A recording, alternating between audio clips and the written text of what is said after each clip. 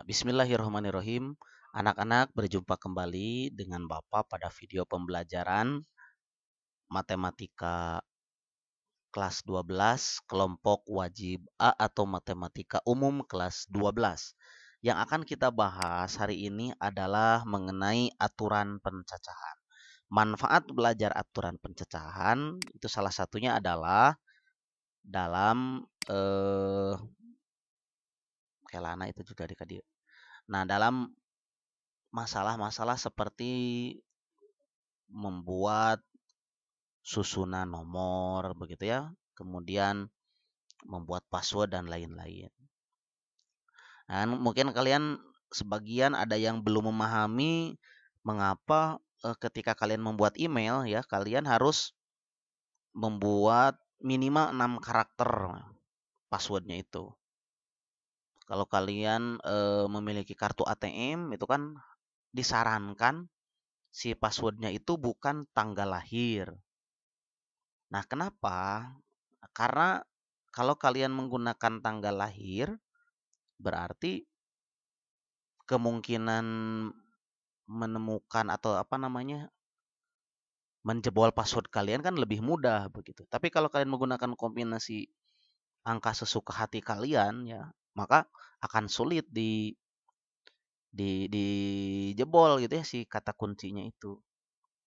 Nah, kalian kalau misalkan membuat sebuah email itu kan disarankan, bahkan itu ada indikator ya di sana.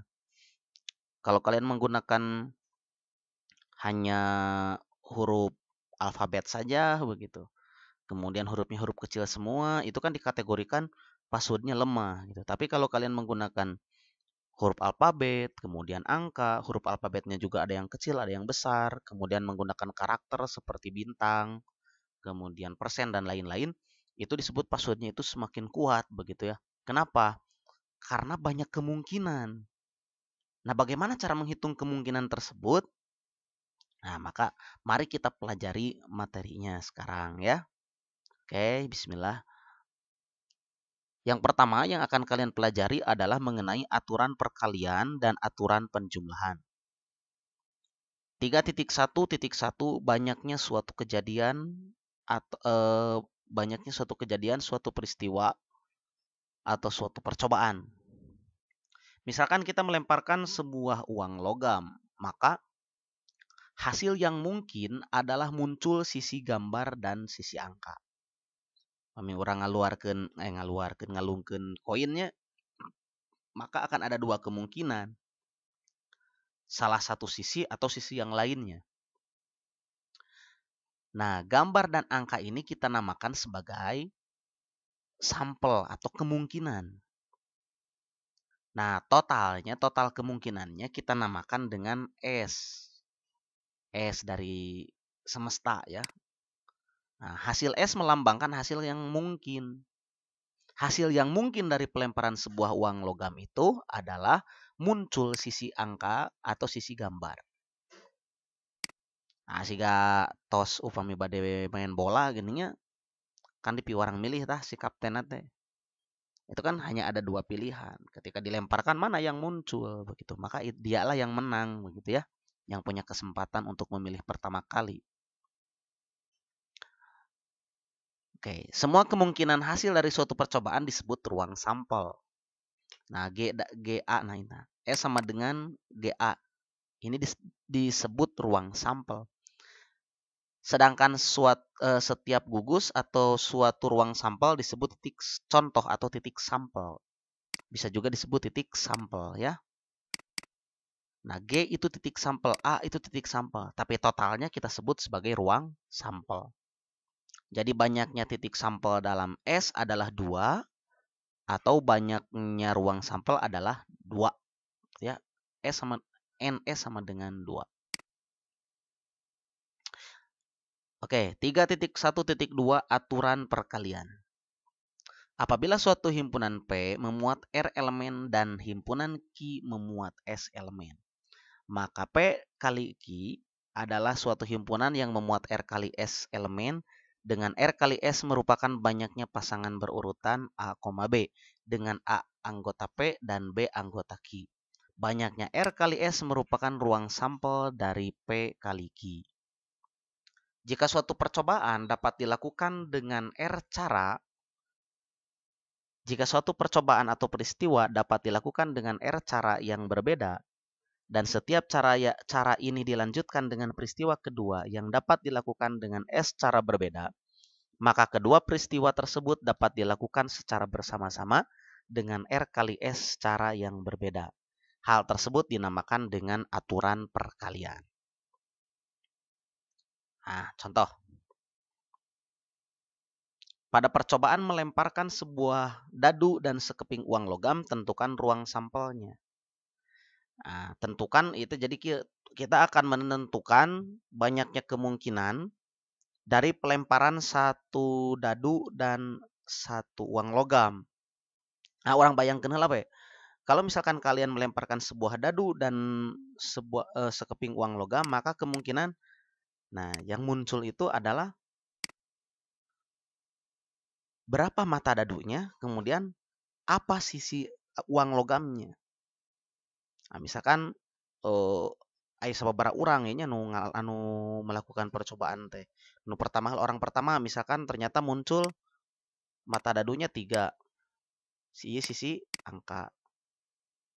Nah, orang yang kedua melakukan percobaan kembali. Dadunya 1, sisinya angka, gitu ya. Nah, kalau masih bingung kalau masih bingung kita ambil contoh misalkan dalam permainan monopoli itu. Monopoli itu kan kalau tidak salah menggunakan 2 buah dadu ya. Nah, pemain pertama misalkan mendapatkan mata dadunya 3 dan 4. Nah, kemudian orang yang kedua mendapatkan mata dadunya 1 dan 6. Orang yang ketiga 6 dengan 6 gitu. Nah, kita akan coba hitung gitu ya, bagaimana cara menentukan total dari semua kemungkinan yang ada begitu ya. Nah, ini kan manfaat belajar aturan pencacahan dan nanti dilanjutkan ke peluang ya. Manfaatnya itu ya sangat berguna untuk kehidupan sehari-hari. Kita bisa menghitung berapa kemungkinan percobaan yang saya lakukan, kemudian berapa peluangnya, begitu ya. Ah, kita ambil contoh lah. Nanti kalian kan sebentar lagi akan menyelesaikan pendidikan SMA. Nah, nanti di semester 2 kalian mulai sibuk ya, mulai disibukkan dengan apa yang akan kalian lakukan apa yang akan kalian lakukan setelah kalian lulus sekolah. Itu kan ada beberapa kemungkinan, ada beberapa pilihan antara bekerja, melanjutkan kuliah, daftar TNI, daftar polisi gitu kan, dan lain-lain. Nah, daftar polisi ya cuma satu mungkin ya, cuma satu pilihan. Kalau daftar TNI ada 3 pilihan, bisa TNI AD, AL, dan TNI AU. Oh, polisi 2 atau berartinya sabar sabar sih Bapak tak apalnya. Aya non caba naon deui gini pilihanna teh tamtama, kemudian akpol dan lain-lain ya. Nah, dari kemungkinan-kemungkinan itu kan kalian harus memilih mana yang peluangnya paling besar. Nah, kalau kalian yang kebetulan berbadan kurang tinggi, misalkan tinggi badannya cuma 160, maka kemungkinan untuk masuk jadi polisinya itu kan 0 ya. Kalau tidak salah untuk jadi polisi itu tinggi badan minimalnya 165. Nah, kalau kalian belajar belajar aturan pencacahan dan peluang, kemudian kalian aplikasikan dalam kehidupan sehari-hari, maka insya Allah itu kalian mampu akan lebih mampu merencanakan sesuatu dengan melihat banyak kemungkinan dan besar peluangnya begitu ya. Nah, kalau orang yang pintar matematika, kemungkinan dia tidak akan mau mencoba untuk berjudi. Kenapa ya? Karena judi itu banyak gagalnya dibandingkan banyak berhasilnya. Permainan judi itu hanya menguntungkan si bandar judinya saja. Tapi kalau kalian pintar matematika dan ingin berjudi, itu kemungkinan menangnya juga lebih besar lagi. Kenapa? Karena dia bisa menghitung segala sesuatunya, ya. Tapi Bapak mah teu tiasa ya. Oke, kita kembali ke contoh 1. Pada percobaan melemparkan sebuah dadu dan sekeping uang logam, tentukan ruang sampelnya. Penyelesaian. Salah satu caranya itu kita buat tabel. Tabel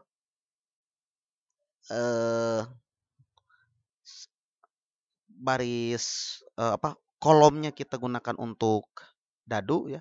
Barisnya untuk angka dan gambar. Ini mata dadu 1, mata dadu 2, 3, 4, 5, dan 6. Kemudian ini adalah sisi uang logam, sisi angka dan sisi gambar. Maka kemungkinan yang muncul adalah sisi angka dengan mata dadu 1, angka dengan mata dadu 2, angka dengan mata dadu 3, dan seterusnya. Sehingga kalau kita hitung banyaknya ruang sampel itu atau NS sama dengan, tinggal dikalikan 6 kali 2, 12 ya. Gitu.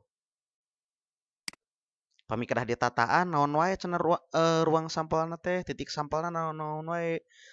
A1, A2, A3, A4 dan seterusnya sampai G6. Gitu. Kemudian bisa juga kalian mengerjakannya seperti ini. Tulis dulu kemungkinan mata dadunya. Mata dadu kan ada 6. Tulis 1, 2, 3, 4, 5, 6. Nah, kalau muncul mata dadu 1, kemungkinan ada sisi logamnya itu ada 2 kemungkinan begitu ya. Kalau muncul mata dadu 1, kemungkinan muncul angka dan atau gambar. Kita gunakan tanda panah gitu. Nanti kalian hitung kalian tulis di sini. 1, A 1, G 2, A 2, G. Nah, mungkin sebagian besar kalian yang melihat video ini ingat kembali dengan materi di SMP. Ini kan sudah dipelajari di SMP ya. Tapi di SMP mah di aturan pencacahan ayatnya di SMP-nya Bapak hilap D-nya. Ini kita hitung ada berapa pasangannya. Ini 1, 2, 3, 4, 5, 6, 7, 8, 9, 10, 11, 12. Tuh, nganggo cara ieu ge sami ya, nganggo naon sih teh disebut teh? Diagram naon gitu nya, diagram akar apa sih? Lupa lagi Bapak teh nya. Oke. Nah, nu paling mudah mah kieu.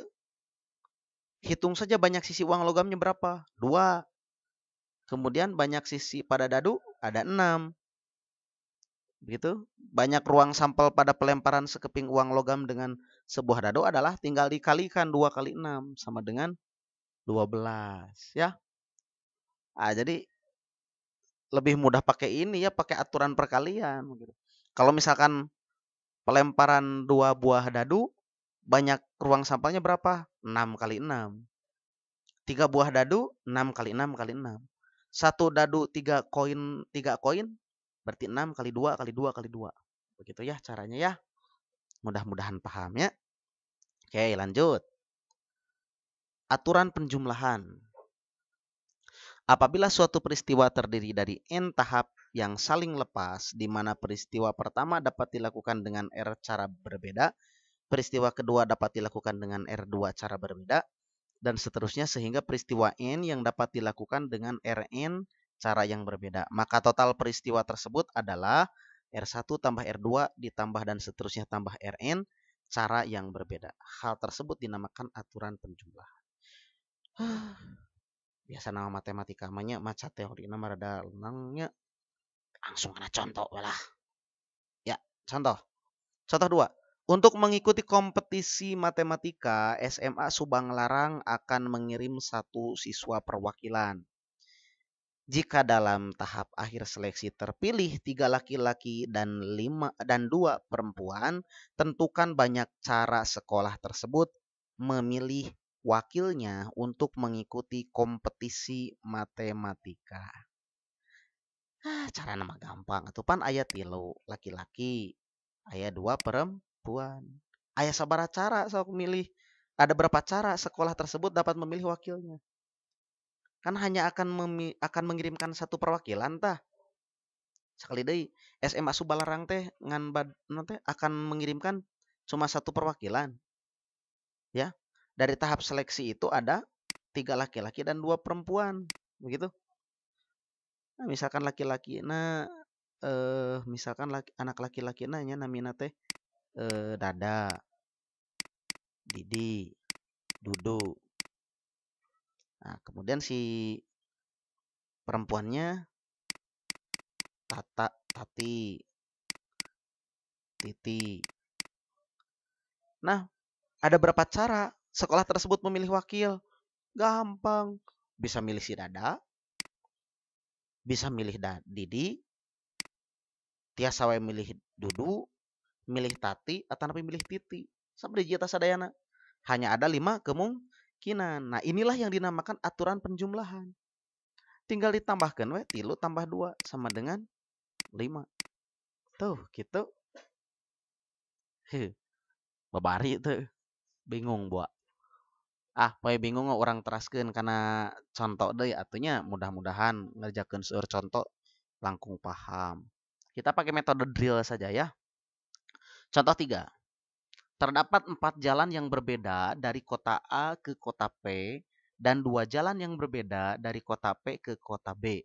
Tentukan banyak cara seseorang dapat menggunakan jalan itu untuk berangkat dari A ke B melalui P. Nah, jadi gini ceritanya. Terdapat 4 jalan yang berbeda dari kota A menuju kota P. Aya 4 jalannya.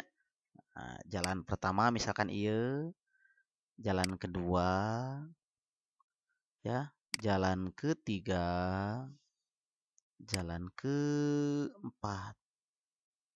Kemudian dari kota P ke kota B itu ada 2 jalan berbeda. Tentukan banyak cara seseorang dapat menggunakan jalan itu berangkat dari kota A ke kota B melalui kota P. Nah, kita hitung ada berapa cara. Nah, cara pertama dari iya namanya jalan satunya. Dari jalan satu atau pilih jalan satu dari A ke P. Kemudian pilih jalan A untuk menuju kota B. Satu. Bisa juga dari A ke P pakai jalan satu, dari P ke B pakai jalan B. 2 atau kemungkinan nantinya. Kemudian bisa saja kita gunakan jalan 2, kemudian jalan A. Pilih jalan 2, kemudian jalan B. Dan seterusnya. Nah, kira-kira ini aturan perkalian atau aturan penjumlahan?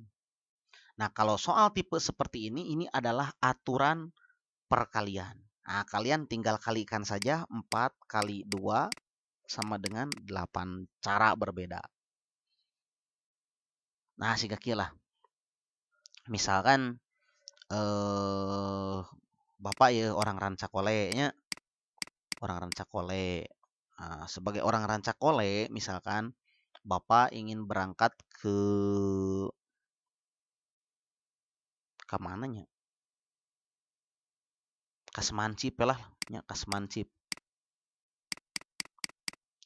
Nah, ada berapa cara yang bisa Bapak tempuh untuk menuju Semancip? Nah, Bapak bisa pakai jalan Rancakole, tiasa jalan ke Jelekong, tiasa oge jalan ke Soreang, tiasa oge kaki dul heula nya, kaki dul ke Ancol terus tembus nate di Jalan Raya Pacet tiasa. Nah, siga kitu tah. Tapi eta mah contohna asa teu miripnya.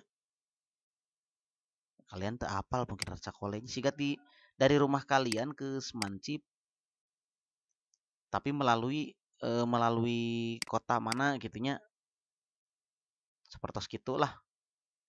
Rada bingung masian contoh oge nya. Pokona mah pami ieu tos ngartos alhamdulillah ya. Langsung pedes teu panjang ting video nanya. Contoh 4. Pengurus kelas yang terdiri dari 1 laki-laki dan 1 perempuan akan dipilih dari 8 orang laki-laki dan 10 orang perempuan. Tentukan banyak cara atau kemungkinan untuk membentuk pengurus kelas tersebut. Nah, kita akan memilih 1 laki-laki dengan 1 perempuan sebagai pengurus kelas. Ada 8 laki-laki dan ada 10 perempuan. Nah, kira-kira ini tipenya tipe soal apa ya? Nah, aturan perkalian atau aturan penjumlahan. Nah, coba kalian analisis. Kalian kan akan memilih satu dari laki-laki, satu dari perempuan. Orang anu sakedikeula we. Aya 2 laki-laki, aya 3 perempuan. Misalkan ieu si 2 laki-laki teh namina teh Dika, Diki. Kemudian si perempuanna misalnya namina teh Caca, Cici, Cucu. Nah, si pengurus kelas itu bisa antara Dika dengan Caca, satu, bisa Dika dengan Cici, dua, bisa Dika dengan Cucu, tiga. Atau Diki dengan Caca, Diki dengan Cici, atau Diki dengan Cucu. Ada berapa kemungkinan tah? Ada 6 kan? Cing, kira-kira dikali atau ditambah? 2 sarang tilu dikumaha supaya jadi genep. Dikali ditambah. Ternyata dikali. Nah, maka masalah ini juga adalah dikali. Jadi 80 kemungkinan. Atau 80 cara. Nah gitu. Bapak mah gitulah pami misalnya rada bingung ya ngerjakan soal sapertos kieu. Buat we yang lebih sederhana. Kalau jangan 8 dengan 10 dulu kan milarian 80 kemungkinan kan lumayan susah. Kita ambil saja 2 dengan 3. Begitu ya. Berarti ini menggunakan aturan perkalian ya. Lanjut. Contoh 5.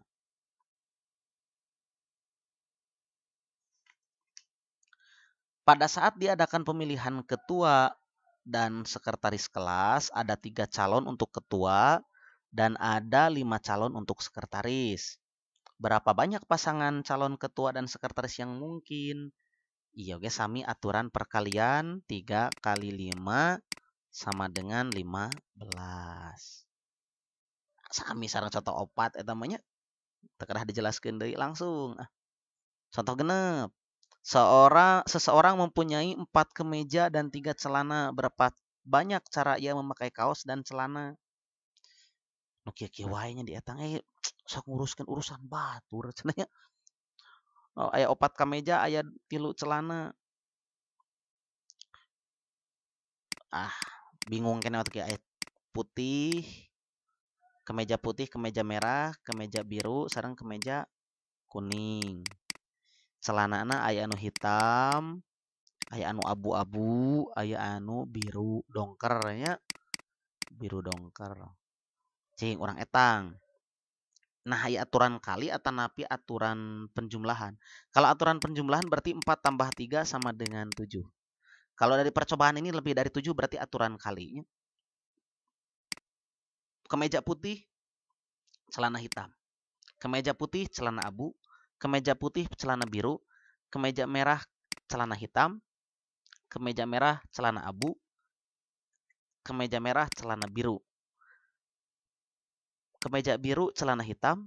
Kemeja biru, celana abu. Itu sudah 8. Berarti bukan aturan penjumlahan. Ini aturan perkalian. 4 kali 3. Sama dengan 12. Penjelasannya mas sami sareng contoh tilu opat 5 genepnya. Opat sareng 5-nya. Lanjut. Nah, ini sekarang baru ada greget-gregetnya. Berapa banyak bilangan yang terdiri dari 4 angka yang dapat disusun dari angka 0, 1, 2, 3, 4, 5, dan 6 tanpa pengulangan. Nah, maksud tanpa pengulangan itu begini. Kalau kalian sudah memilih angka 1, maka tidak boleh memilih lagi angka 1. Kalau kalian sudah memilih angka 5, tidak boleh memilih lagi angka 5. Begitu ya. Tanpa pengulangan kan? Baik. Carana mah kieu baru dakta. Pan bade milih 4 angka. Kalian itu akan memilih 4 angka.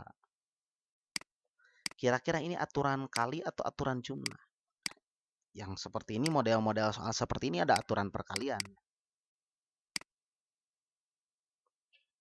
Begitu. Nah, untuk memilih bilangan-bilangan ini maka kita hitung dulu banyak pilihannya ada berapa. Banyak pilihannya adalah 1, 2, 3, 4, 5, 6, 7. Segitunya. Nah, kita mulai dari mana dulu? Kenapa? Dari angka depan dulu ya. Karena ini tidak ada syarat sama sekalinya, tidak ada syarat ya pokoknya mah. Kita boleh memilih angka berapapun, penting opat angka. Nah, hanya saja kita tidak bisa memilih angka 0 untuk pilihan angka yang pertama. Ya. Kan orang pada milih opat angka berarti ribuannya. Pami di payunan 0, 0, 1, 2, 3. Ini kan tetap ratusannya 123 ya. Maka pertama-tama untuk digit yang pertama itu kita tidak bisa memilih 0. Kita hanya bisa memilih 1, 2, 3, 4, 5, dan 6. Berarti hanya ada 6 kemungkinan atau 6 pilihan. Hanya ada 6 pilihan untuk angka yang pertama. Antara 1, 2, 3, 4, 5, dan 6. 0 tidak termasuk. Untuk angka kedua, kita hanya bisa memilih 6 pilihan. Ini kan ada 7 angka tah. 7 angka, hiji tos kaanggo, berarti kan tinggal genep deui. Gitu. Kanggo ngisi digit nu katilu, nah 2 angka sudah terpakai, misalkan angka 4 sareng 5 tos kaanggo tah. Sabaraha pilihanana? Ji 2, 3, 4, 5. 5 di tah pilihanana. Berarti yang terakhir pilihannya cuma ada 4. Pame anu bingung kieu, anu bingung kieu nya. Misalkan kalian punya Pokemon gitu nya lah. Gaduh Pikachu, Bulbasaur, gitu. Kemudian Squirtle,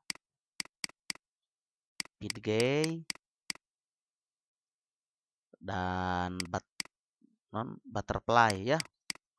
Nah, kalian akan memilih 3 buah Pokemon. Ada berapa banyak cara memilihnya? Nah, badai milih aya sabriji sadayana? Aya 5. Berarti untuk pilihan pertama misalkan pada tarung Pokemon nya ya tilu lawan tilu kali gitu, milihnya tilu Pokemon. Maka untuk pelemparan Pokemon yang pertama kalian bisa memilih 5 Pokemon. Dari 5 Pokemon ini kita pilih salah satunya, berarti ada 5 cara. Ketika si Pokemon ini sudah bertarung, kemudian kalian akan mengirimkan satu Pokemon yang selanjutnya, maka kalian cuma punya 4 pilihan Pokemon. Untuk yang ketiga kalian cuma punya 3 pilihan Pokemon. Misalkan untuk pilihan pertama pilih si Pikachu gitu ya. Sok terakhir kita Pikachu, pilih Butterfly gitu. Terus dia kan Butterfly, pilihannya tinggal 4 deui. Pilih mana? Saya pilih Squirtle misalkan ya. Nah, untuk yang ketiga hanya ada 3 pilihan. Nah, kira-kira seperti itulah, mudah-mudahan paham ya. Kembali ke soal, maka banyak bilangan yang terdiri dari 4 angka yang dapat disusun dari angka 0, 1, 2, 3, 4, 5, dan 6 itu adalah, kita hitungnya, 5 kali 4, 20. Genep kali genep, tilu genep. Genep kali genep, tilu genep. 5 kali 4, 20. Tilu genep kali 20 adalah 720 cara. Jadi, banyak bilangan yang terdiri dari 4 angka yang dapat disusun dari 0, 1, 2, 3, 4, 5, dan 6 adalah 720 bilangan. Ya. Kita lanjut ke contoh ke-8. Ini contoh terakhir lah. Ya. Suatu keping uang logam dilemparkan 2 kali. Berapa banyak kemungkinan hasil percobaan tersebut? Untuk pelemparan pertama ada 2 kemungkinan. Untuk pelemparan yang kedua ada 2 kemungkinan. Maka total ada 4 kemungkinan. Sudah selesai ya. Jangan lupa latihannya dikerjakan ya. Catat materinya, mudah-mudahan kalian paham. Kalau belum paham, coba putar video sekali lagi. Kalau masih belum paham juga, coba cari video orang lain yang lebih paham ya, yang lebih mudah dipahami. Sekian, terima kasih. Assalamualaikum warahmatullahi wabarakatuh.